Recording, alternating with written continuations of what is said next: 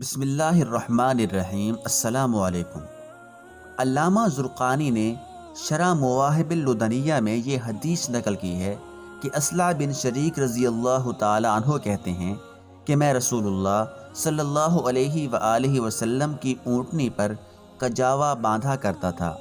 ایک رات مجھے نہانے کی حاجت ہوئی اور حضور صلی اللہ علیہ وآلہ وسلم نے کوچ کا ارادہ فرمایا۔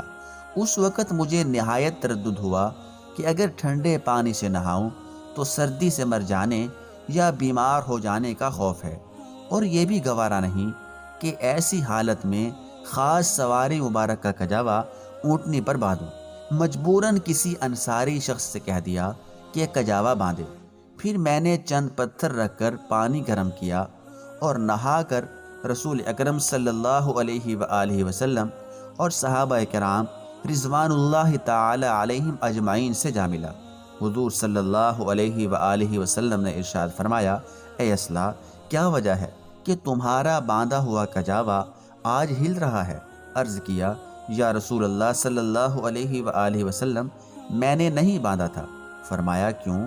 عرض کیا، اس وقت مجھے نہانے کی حاجت تھی اور ٹھنڈے پانی سے نہانے میں جان کا خوف تھا، اس لیے کسی اور کو باندھنے کے لیے کہہ دیا تھا۔ حضرت اصلع رضی اللہ تعالیٰ عنہ کہتے ہیں کہ اس کے بعد سفر میں تیمم کرنے کی اجازت کا حکم نازل ہوا۔